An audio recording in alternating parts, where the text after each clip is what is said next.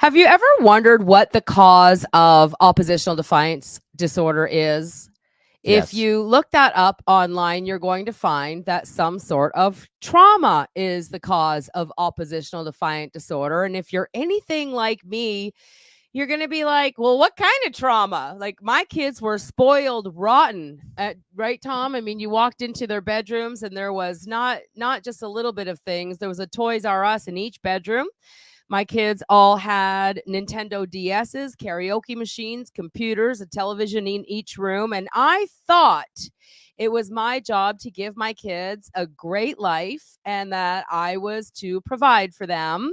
So I worked my tail off and as a single mom of 4 kids bought them a 7-bedroom house so they could each have their own bedroom. So like what kind of trauma are we talking about here to cause oppositional defiant disorder? My youngest son at the age of 7 was already kicked out of 2 schools, 3 classrooms, and placed in a classroom with a big glass room in the back so they could drag him there and he could scream without disturbing the rest of the class after he threw his desk across the classroom and wiped out a few chairs, and they had to evacuate the classroom as he jumped on a desk and went from desk to desk to desk to desk out the door and locked himself in the bathroom. I want to tell you that I'm speaking to you from experience. I'm speaking to you as a mother, from a mother to a mother or to a father who I know beyond a shadow of a doubt loves their kids so much. I know the dream that you had before you became a parent because I had it too. And everything that we're going to talk to you about tonight, I did. We're not here sitting on some sort of throne, holier than thou. We're better than you. We're not better than you.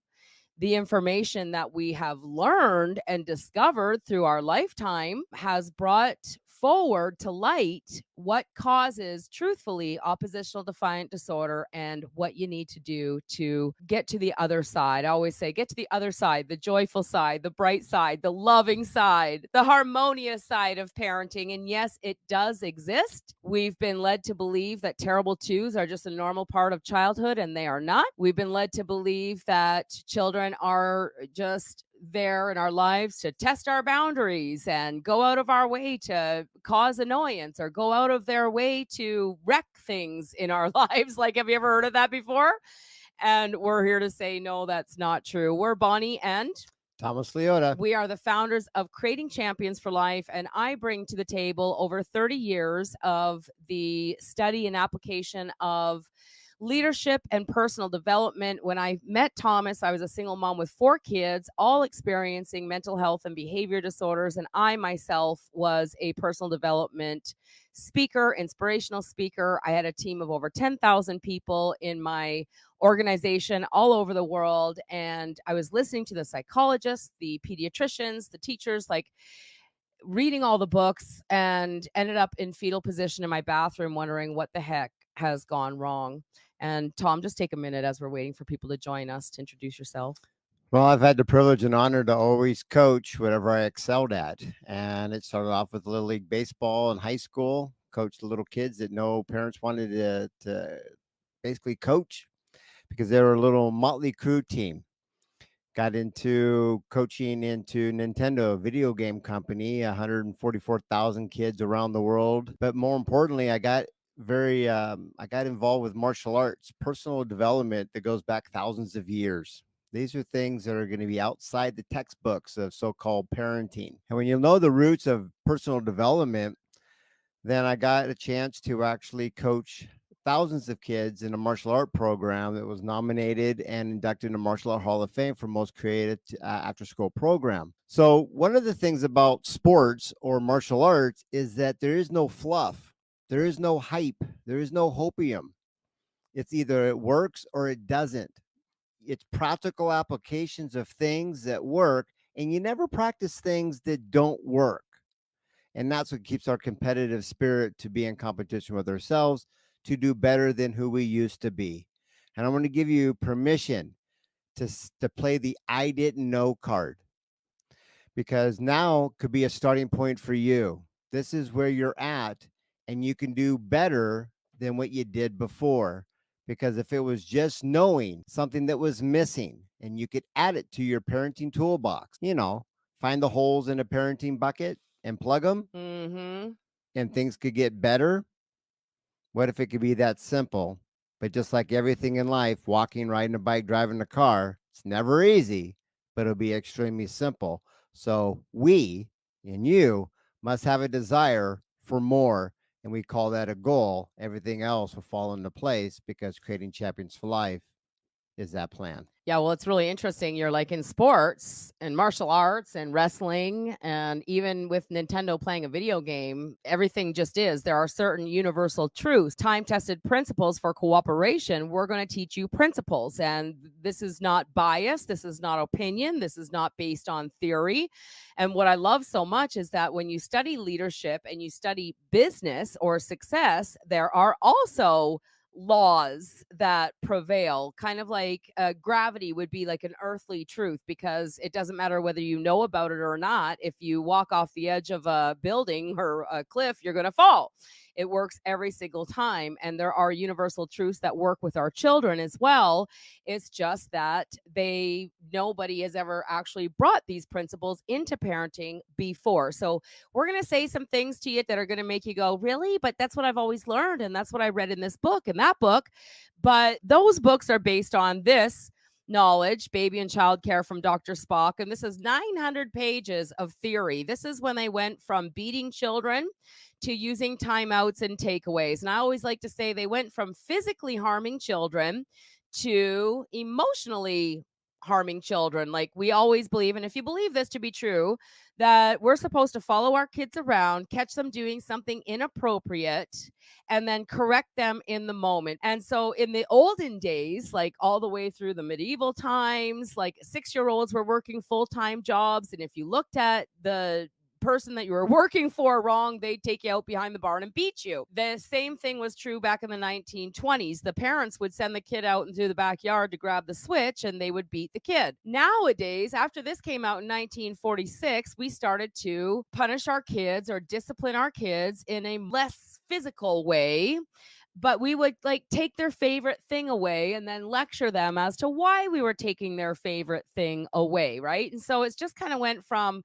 physical control to like mental or emotional control. So we're talking tonight, what causes oppositional defiant disorder? We're talking about the hidden trauma, because we were talking about this earlier, like physical abuse could be trauma, a parent dying could be trauma, being abandoned as a child. Steve Jobs, his mother gave him up for adoption and then found out that the parents that were going to adopt him didn't have a college diploma, and so she didn't let them adopt him. It was like a really hard beginning for Steve Jobs, as we're talking about trauma and what causes oppositional defiant disorder, because he would have been oppositional defiant disorder. But we're not talking about that kind of trauma, are we? Because if you're here and you've got a child with oppositional defiant disorder and you're like me going, my child never experienced any kind of trauma, we're talking about 5 hidden traumas that most of us do every single day because we're being taught to do this in mainstream parenting. Number 1 is we want to protect them. So we tell them no when you see them reaching out for things, doing things on their own little curious George, just being able to interact with the world. And I understand that we want to use it as like a safety feature. Got to protect them. No, no, no, no, no. Don't put that in your mouth. No, no, no, no, no. Don't touch that. You'll get burned. I get where it comes from. But what does it really do? Nothing on the positive side.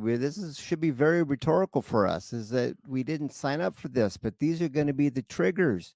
And if we can figure out what caused it, then we can reverse it. And I want to just disclaim this. We don't have to agree on anything here today, but there is something that we must agree on, is that there's something that's causing this. Mm. And if we don't know what's causing it, that's where the big parenting mystery is.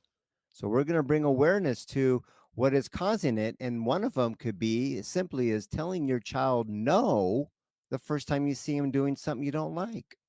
Yes, and that starts usually around the age 6 months, when you put them in the high chair and they take their bowl of food or the toy that you hand them and they throw it off the chair, and we tell them, no, we don't do that. Now, just think about this, okay? When you've got a little human being, and we're going to take the word kid off the table right now.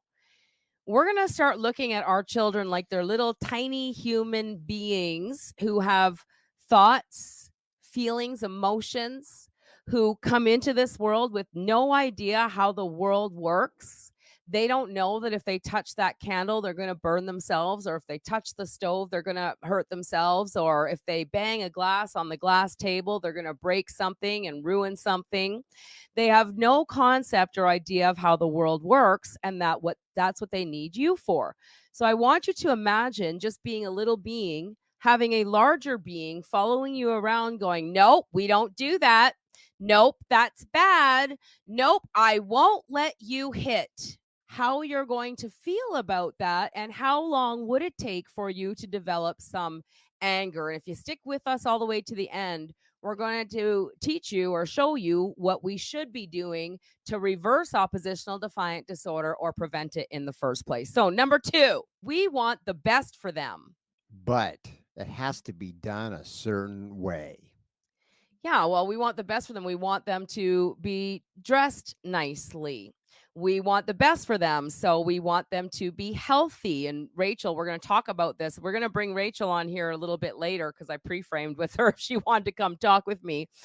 And she has a question about her 14-year-old wanting to have a vape pen. Okay. And so we're going to take her through these universal truths here tonight. We're going to talk through that scenario because whether you have a toddler who's banging glass on a glass table or a 14-year-old who wants to break the law or do something that is inappropriate or you deem to be unhealthy, we're going to take you through that and talk about it no matter what age.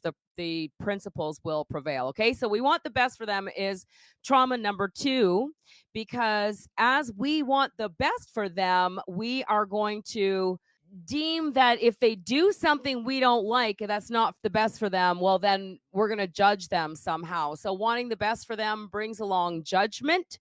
Wanting the best for them brings along competing with the Joneses, right? And When we're talking about doing it a certain way, let's look at something that's universal truth. We have a thumbprint that no two of these match around the world. And if it did, it should have been in the Guinness Book of World Records, and I haven't found it yet. And so when we look at doing things in a certain way, like creating ice, the formula is the same: tray, water, freezer. But there's a unique factor that maybe the tray is just a little bit different than yours, or maybe I prefer tap water versus pure filtered water, or I like to put it in this level of the freezer versus the bottom.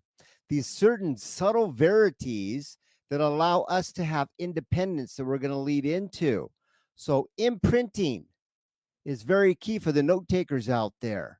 Can you take your thumbprint and imprint it on theirs? If you can, that's called conformity. And if there was no such thing as independence, the opposite of conformity, that could be something that's causing it, just to bring awareness. We must be able to let go and let God happen, show them the way, but don't force them to be a certain way. And I trust that that hits heart for somebody here tonight, that maybe that's what you needed to hear to get a little shock and awe. yeah, Rachel, expecting them to be mini versions of us will never work. And you're experiencing that right now, aren't you, with your teenagers? You see, because a 2-year-old or a 5-year-old, you can tell them what to wear and when to wear it, and you can put them in a timeout when they don't comply. But pretty soon that 2-year-old or 5-year-old or 8-year-old is going to be 14, 16, 17, and it's not going to be so easy. So we've got to wrap our heads around what will work all the time are universal principles. So, number 3 for the note takers is we want to give them an easier life. Now, easier life.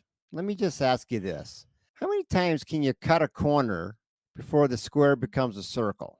See, an easier life is not how it's designed, because if you do an easier life for your offspring and your offspring do it easier life for their offspring, pretty soon we kind of lose the zest for life. And what we're ending up doing is that somewhere there was a campaign, and I think this is really going to hit in the hearts of moms. 1, 2, 3, 4. Now our square is a circle. And if we keep making it easier life, the circle gets smaller. And pretty soon you got this little dot. You don't even know what our vision of our life is anymore. And we have a lost teenage society. But when we think about overcompensating, doing for them, there was this campaign that And I think Bonnie's going to add the ticker, but there's a book, Raising Healthy, Happy, Cooperative Kids, that talks about the history of how you got here if you want to know how they did it. But it was a campaign that your self worth, mom, is based on how much you do for your little genius offsprings. And that's overcompensating. There's not one animal in the animal kingdom other than man that does this. And what if that is a major cause of oppositional defiant disorder, is overcompensating, doing for them? Yes, I understand the morals and ethics and all that about it. Yes, it makes you feel good in a moment. But why is it that so many moms feel empty right here in the middle chakra, better known as your heart?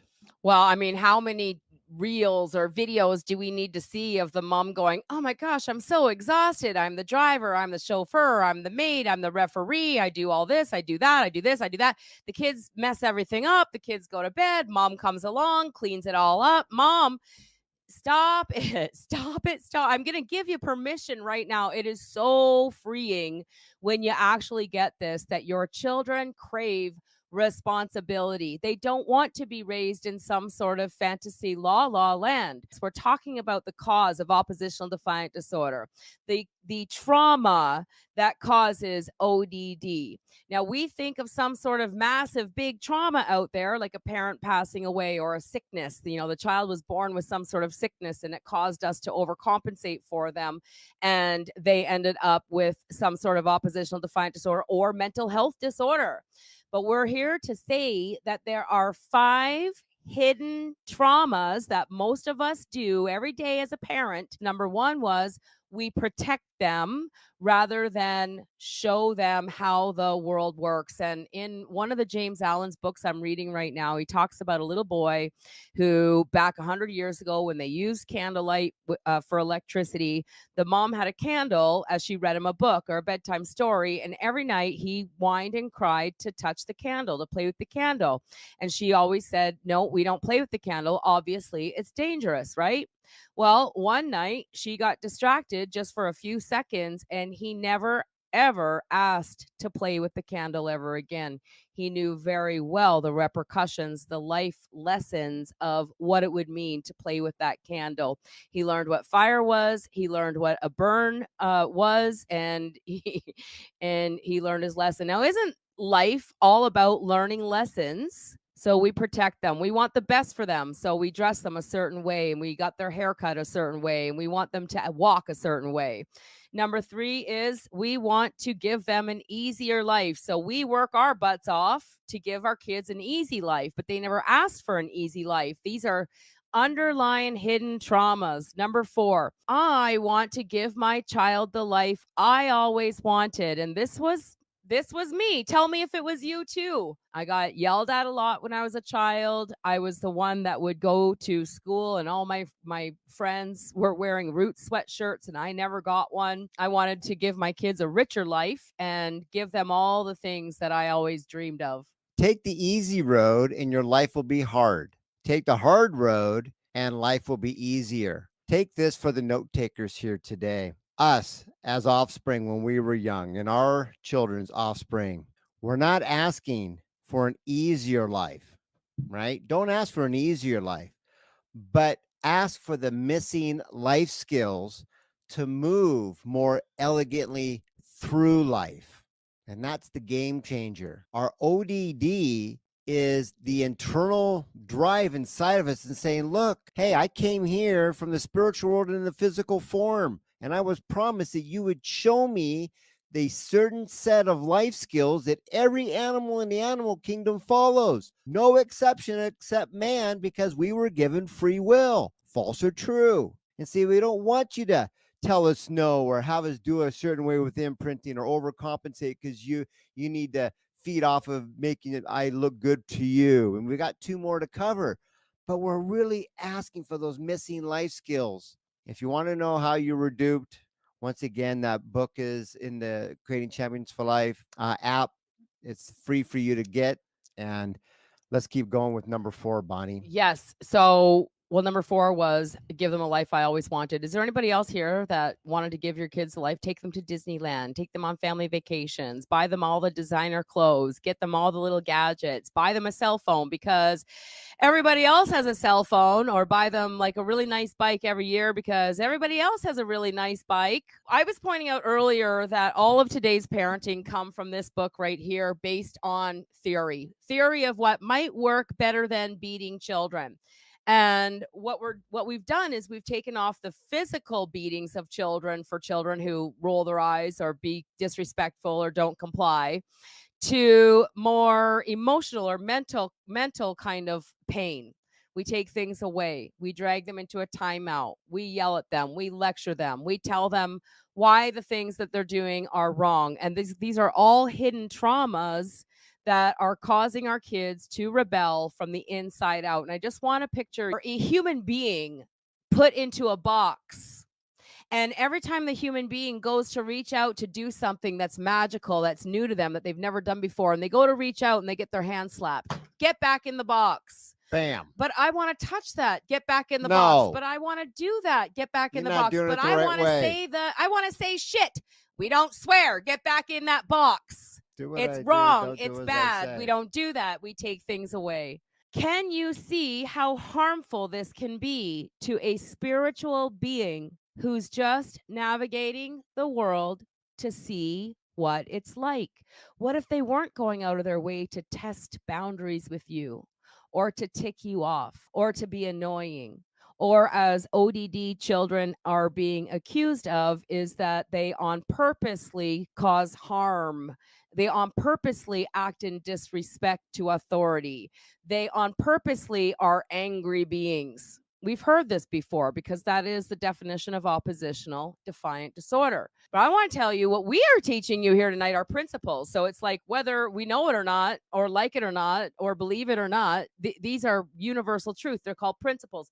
And these are the books that I studied. So Tom was learning martial arts, getting his 4th degree black belt in Taekwondo, and working with thousands of kids in his after school program. And I was learning the laws of success because I grew up in a lot of poverty, and I had made a decision that I was going to change my life. And do you know that to create success in business or in any endeavor, that there are certain laws or principles that go along with that? Like, you just don't open up a business one day and go, okay, business is open. Now what are we going to do? No, you have a goal. You have yearly projections. You create master plans. Anytime that you want to have a wedding or a party or anything, you have a goal. You create a master plan. You follow that plan. But somehow, when it came to parenting our children, we thought, well, we'll follow them around and correct them when they do something wrong, with timeouts and takeaways and lectures. As I think Dr. Becky, she's like, you must practice authoritative control. I want to talk about control because isn't protecting them, saying yes or no, wanting the best for them, wanting them to be a certain way, giving them an easier life, overcompensating, stepping in, doing things for them, giving them the life I always wanted, planning the trips, the vacations, buying their clothes, giving them things they never asked for? Isn't all of this just a gentle form of control? And then when they don't conform, we label them, we medicate them, we put them in some sort of treatment center because they refuse to conform. The last one is we believe that we have dependence, that our children are dependent on us, and we must Dictate. What part of dictatorship has got written all over it when you tell them what to do, what to wear, what to be? what not to do, what not to wear, what not to be. If heaven on earth starts from inside and it expands, then someone's controlling our expansion. It's called independence. When you open up the tax form, it says, well, how many dependents do you have? 0. I have independence in training. You see, a mindset of what you're running as a program could make the difference between creating a snack and someone to go out and procreate. And there's that small little window that we have them. And if we told our kids no, no, no, no, no, no, no, a staggering 400 times to yes, which is once, and as soon as they start to activate that monkey see, monkey do, and then you say, come on, get over here, and they go, no, And they use that same tonality, that same passion, that same purpose that they learned from who? Self incriminating, self incriminating. Yes, it was me. I didn't mean to do it, but that's how I was raised. And then we say, don't you talk to me like that. What kind of crazy world would that make sense to you that you would want to get the hell out and you're being getting out of that box once again, like Bonnie gave a great visual of getting out of the box and you're being forced back in? What if oppositional defiant disorder was nothing more than a way to label the ones that we can't control? The true little genius spirit that showed up here in physical form with this amazing little gift that only you can produce and show with the world. We all have a special gift. We've all known it since we were born. And like Wayne Dyer said, we've all been born magnificent, perfect in every single way, but we've been conditioned into mediocrity, hence control. One common thread that we get when we talk to parents quite often, we do discovery sessions, an underlying belief that we have, or a very common statement that comes to us is, my son doesn't want to be controlled. My son wants to control everything. My daughter wants to control everything. Don't you? Like, don't you want to be in control of your own life? Don't you want to be in control of what you wear and what you do for work and how you spend your days and what time you get up in the morning? Wouldn't you like to be in control of your own life? Or would you like somebody who supplied everything under the sun for free and then controlled every move you make, who you are, who you date, who you marry, how many kids you have? And we're going to get into the solutions here of what we need to do to turn oppositional defiant disorder around. But I wanted to read this because isn't the what we've read here? I want to protect them, give them an easy life, give them the best things, give them the life I always wanted. I want them to be dependent on me. I want to be like in control of them. Like I want them to be dependent on me. And this is just so powerful. It says one of the chief disadvantages of inherited wealth. Now, back in the day, back in 1920s, you needed to have wealth in order to give your kids an easy life. Now in 2024, we all give our kids an easy life because we happen to live in a very wealthy society. All right. But one of the disadvantages of inherited wealth is the fact that it too often leads to inaction and loss of self confidence. Do you ever wonder why your kids are lacking self confidence? And it is the 5 things that we've just shared with you here this evening, doing too much for our kids that they should be doing themselves. Some 12 years ago, a baby was born in the city of Washington. Its inheritance was said to be around $100 million. When this baby was taken for an airing in its carriage, it was surrounded by nurses and assistant nurses and detectives and other servants whose duty was to see that no harm befell it, to protect this little guy. As the years passed by, the same vigilance was kept up. The child did not have to dress himself. He had servants who did that, servants who watched over him while he slept and while he was at play. Now, we moms, we are our children's servants. Yes? We cook for them, we clean for them, we do their laundry, we protect them. We are doing all that the servants did here. He was not permitted to do anything that a servant could do for him. He had grown to the age of 10 years. One day he was playing in the backyard and noticed that the back gate had been left open. In all of his life, he had never been outside of that gate alone, and naturally, that was just the thing he wished to do. Oh my gosh. Is this like making the hair on your arm stand up? Whatever it is that you don't allow your child to do. Well, I limit their screen time. Well, I don't let my kids have cell phones. Well, like if you're in control, like I don't let my kids go to the friend's house for sleepovers. I don't let my kids vape. The minute you turn your back, they're going to be doing the things that you don't want them to do. How much does this make sense? During a moment when the servants were not looking, he dashed out at the gate and was run down and killed by an automobile before he reached the middle of the street. Is it our job to protect our kids or to prepare them for life? There's a lot to be said.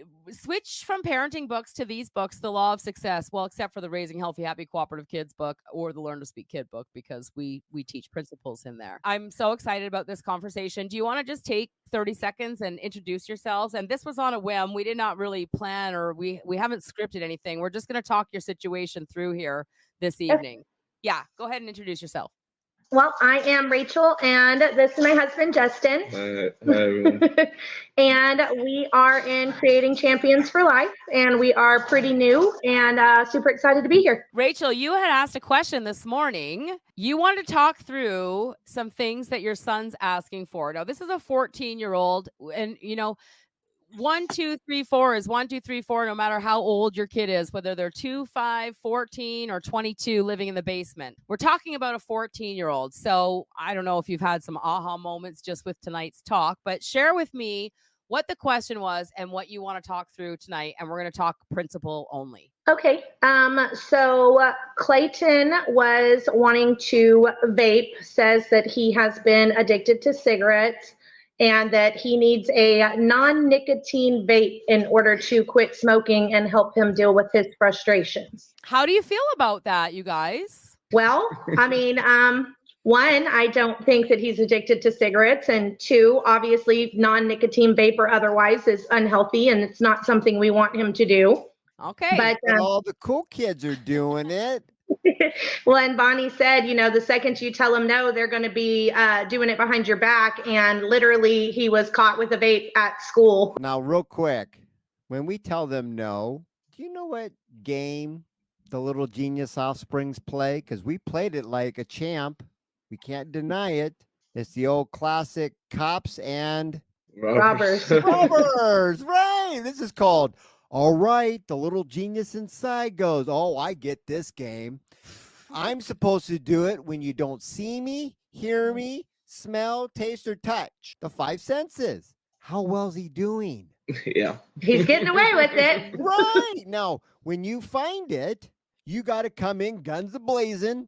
Do you congratulate him like, hey, good job? You're burning the opposite end of your candle, right? Remember when we're born, we tell them the truth. You got 120 years, and every time you vape, it bends off the back end of the candle. So what that ends up doing is by the time you're 40, you look like you're 90, and you'll be passed away when you're 50. If we always speak the truth, we never tell them, you can't do this. But let me get this straight. You got 120 years, and you want to whack off 5 years every month on the back end, you're doing a great job. So you'll be done when you're probably 39. I'm just curious. Could I ask you a question? Is that your goal, to celebrate Happy Transition Day? The adults call it death at 39. Because if so, you're right on track. Okay. Well, I want to ask a question. Do you think that he is doing this or wanting to do this to tick you off? No.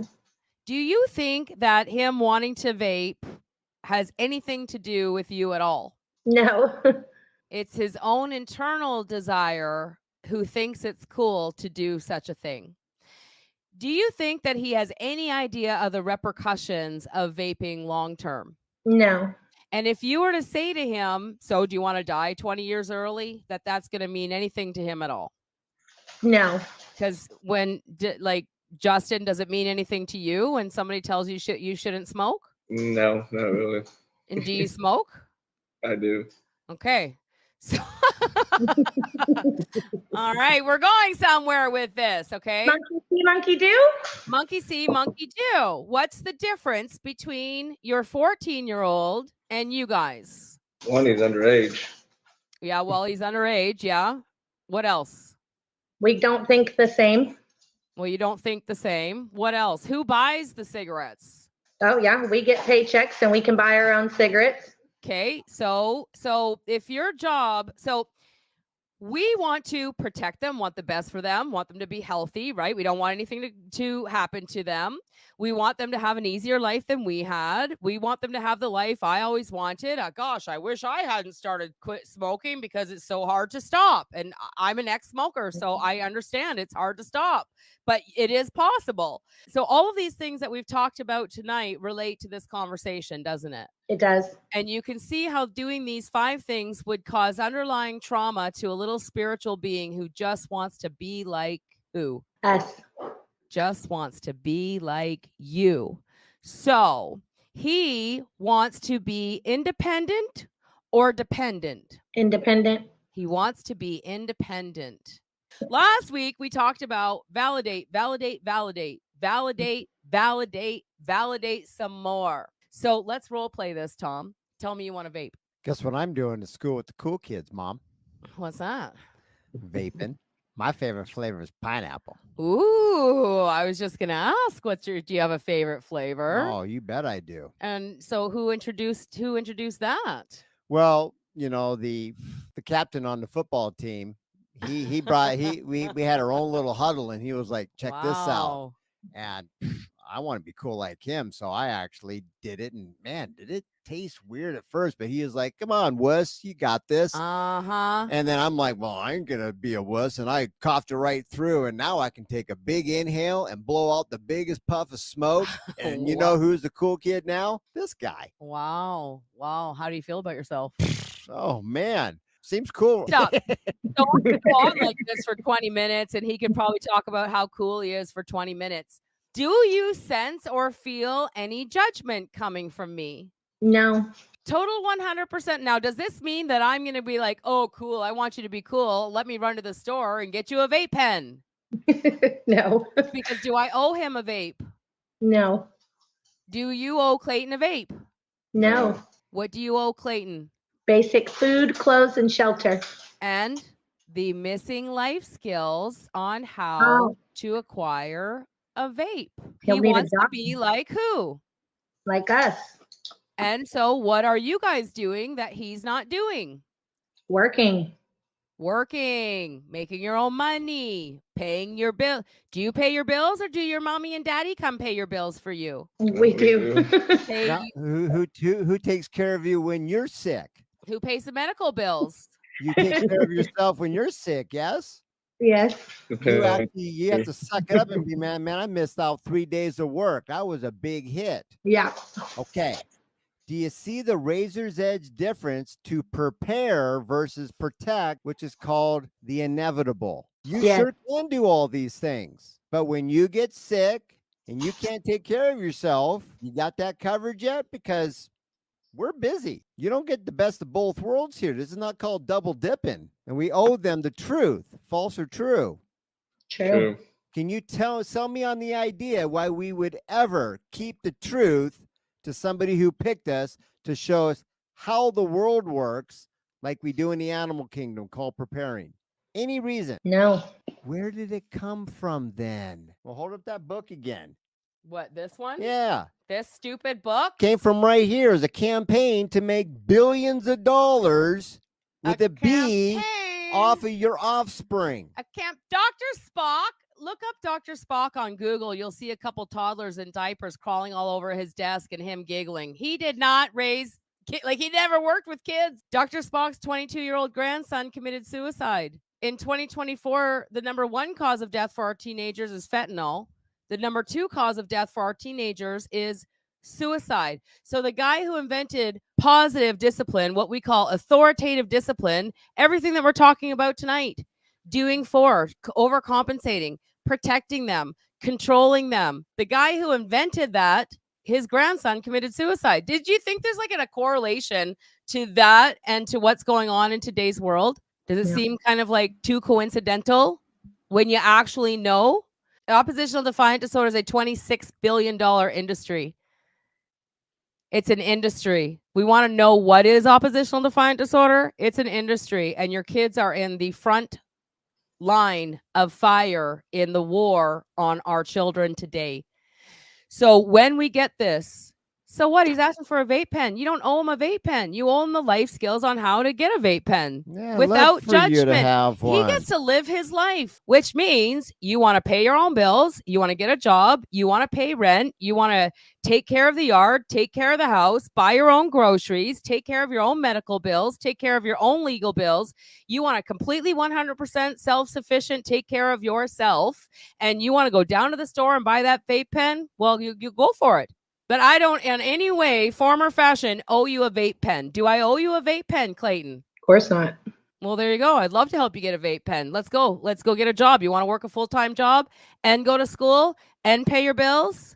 That's how you get a vape pen. Do you see what I'm saying? Yeah. Because our job is to teach them sowing and reaping. You reap what you sow, guys. These are universal truths that we're keeping hidden from our children. The law of cause and effect. Everything you do has an effect. And parents, who is the older one in the home? We are. Who decided to have children in the first place? We did. Who is the cause of all of the disorder in the home? We are. That's the magic. Which is so exciting because if there's nothing wrong with your kids, if they don't have holes in their brain, then we don't need to send them to a treatment center and pop them full of pills to get them to not want a vape pen. That doesn't even make sense. Then we've got to teach them everything that they do has an effect. Every move they make, every way that they treat their teachers, whether they go to school or don't go to school, whether they follow the law or don't follow the law, whether they hit their sibling or don't hit their sibling, every cause has an effect. And if we're holding that back and we're just going, we don't hit, we don't vape, we don't do that, that's bad, that's wrong, then we're lying to our kids. And oppositional defiant disorder is nothing more than a spirit who doesn't not want to be lied to, a spirit who wants the truth, a spirit who wants to grow, who wants to be, do, and have everything you be, do, and have. So can I ask you two amazing big kid trusted advisors in training? When we first introduced to knowing our role as a parent, things were a big aha moment. False or true? True. One prime directive. And we have thousands of examples to monkey see, monkey do in our animal kingdom. So it's not a theory. It's the reality. False or true? True. We've also learned a jingle jangle of what do I do when I bite off more than I can chew? A, choke and die. B, choke, spit it out and have a good story. Or C, we choke, spit it out, but then we bite the bite until we can chew. Yes. And so what we do is we look at our 14-year-old that is physically 14 times rodeo around the sun. But what if he's still mentally 2? And we started off with those little boxes. From 0 to 2, they should know these life skills. And let's just pick a couple. Tie your shoes, wipe your butt. Fair enough? Fair enough. Then we get into the 2 to 4 box. Everything you take out has a life cycle. Take it out, play with it, clean it, put it back to sleep. Then we go to the 5 to 8, the 9 to 12, the 13 to 17. We have a longer duration than all the animals in the animal kingdom with their offspring. False or true? True. I'm not saying the humans are slower, but we just take a little longer to prepare to leave out of the nest. Now, is it ever too late? And the answer is no. So he's 14 physically. He's mentally, we got to go all the way back, as Principle 2 talks about parents' brain versus kids' brain. Can he see the world like us? No. We have to go back to his level. So we need to downshift to first gear and start in that 0 to 2 box and baby step up. Part of the healing, uniting, empowerment process. With that being said, do you have any questions? Comments, observations? No, everything you guys say always makes perfect sense. Just wish it was there without you having to tell me, but that's why y'all are here. That's why we're here, and I'm so grateful for you. The principles are going to breathe life back into this little spirit who we as adults go, oh my gosh, he's in jail, life's so terrible. But really, it's just a part of the process. It's just a little stepping stone in this little genius's life. And it's just a little opportunity for you guys to step into your power as parents. I want to breathe life into all of you, to you guys. Thank you so much for being here. To all of you parents that are watching, I want to breathe life into you and say you have all the power here to help your kids. We can continue to bring our kids to the doctors, to the pediatricians, to the psychologists, to the therapists. But in the long run, they are looking to fix your kid from the outside in. When all that is required is validation and acceptance from the inside out. And when we can wrap our head around this, the simplicity of this, and we can learn to guide our children's behavior with love versus punishment, then we will create brand new, powerful, wonderful, joyful, positive, peaceful, or harmonious results. And that is my promise to you guys, Rachel and Justin. You will have this with Clayton. Once you get this, you can see it. Yes, we know. We see, Sparks right now being taken to zero. He's not used to that. So we knew that was going to happen, and that's okay. We created it, and now we get to uncreate it. So, we definitely see the sparks of him getting excited and proud of himself when, he's ready to cooperate. Okay, so let's do a quick reframe, right? I see something I don't like. Let's see a little genius embracing his own uniqueness.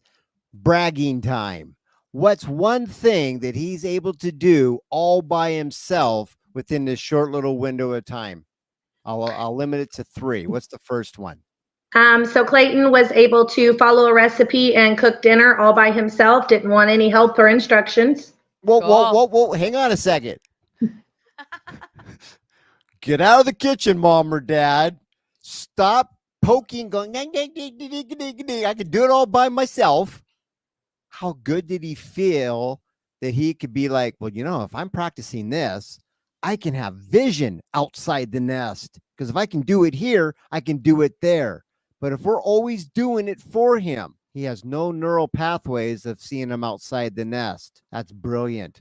What's one more before we go? So Clayton has been able to keep his room clean, which definitely is not something we're used to. It's usually quite the hazard zone in there. Now, wait a minute, Justin. You chimed in here with a chuckle. Tell me why this brings a smile and a giggle to your voice. Because he's a teenage boy and that room stays a mess normally. Right? Under the bed and the dresser drawers. I mean, it's yeah, food in the drawers, you name it. Nothing like goldfish stuck to your boxer shorts. All right, awesome. So we're gonna wrap up. Thank you so much for joining us tonight. That added to the conversation. Pretty powerful. Until we meet again. Here's to our parenting success. All right. Bye, cheers. everybody. Thanks for coming. Bye. Bye for now.